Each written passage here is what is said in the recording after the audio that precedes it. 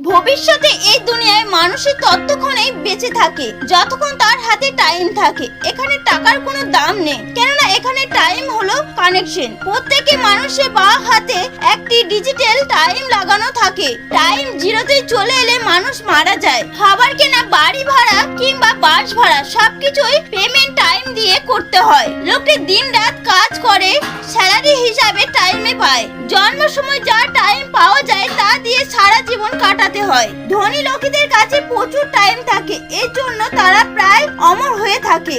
এই ছেলেটি দেখলো তার কাছে 24 ঘন্টা থেকেও কম সময় আছে। তার মা তাকে 30 মিনিট টাইম দিল যাতে সে ফ্যাক্টরিতে খাবার খেতে পারে। তার মায়ের হাতে আর 2 ঘন্টা টাইম বেঁচে ছিল। ছেলেটি ফ্যাক্টরিতে 4 মিনিট দিয়ে 1 কাপ কফি খেলো। সে যে ফ্যাক্টরিতে কাজ করে সেখানে টাইম টুকু বানানো হয়। সে আজ পুরো কাজ কমপ্লিট না করা তাকে পুরো স্যালারি দিল না, তাকে স্যালারি মাত্র 12 ঘন্টা টাইম দিল। তারপর সে একটি ক্লাবে গেল যেখানে একটি ধনী লোককে দেখলো যার হাতে প্রায় 116 বছর টাইম আছে। তারপর সে লোকটিকে জানায়, এইভাবে সবাইকে টাইম দেখিও না, না হলে টাইম লুটপাট হয়ে যাবে। তখন সত্যি সত্যি টাইম লুটপাট করার সেখানে চলে আসে। তখন ছেলেটি লোকটিকে নিয়ে গিয়ে একটি ঘরে লোকালো। লোকটি ছেলেটিকে জানায় সে 200 বছর বেঁচে আছে, তাই তার বেঁচে থাকা ইচ্ছা নেই। ছেলেটি তাকে বলল, আমার হাতে মাত্র 18 মিনিট সময় আছে, আর তুমি বেঁচে থেকে ক্লান্ত হয়েছো। পরদিন সকালে ছেলেটি যখন উঠলো তখন দেখলো তার হাতে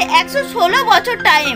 আসলে লোকটি তাকে তার সমস্ত টাইম ট্রান্সফার করে দিয়েছে। ছেলেটি জানালা দিয়ে দেখতে পেল যখনই লোকটি তার টাইম শেষ হয়ে গেল সে বীজ থেকে জলে পড়ে গেল। তারপর ছেলেটি তার বন্ধুকে খুঁজলো এবং তাকে 10 বছর টাইম দিল। তারপর সে তার মায়ের সঙ্গে দেখা করতে যাচ্ছিল, মাকে টাইম দিয়ে বাঁচাবে বলে। সে বাস স্টপে এসে জানতে পারলো আজ বাসে ভাড়ার দাম ছিল 2 ঘন্টা, কিন্তু তার মায়ের কাছে ছিল 1 ঘন্টা, তাই তাকে আজ বাসে চাপতে দেওয়া হয়নি। তার মা ঘর পৌঁছানোর জন্য দৌড়াতে শুরু করলো, কিন্তু যখনই সে তার ছেলের কাছে পৌঁছালো তখন তার টাইম শেষ হয়ে গেল।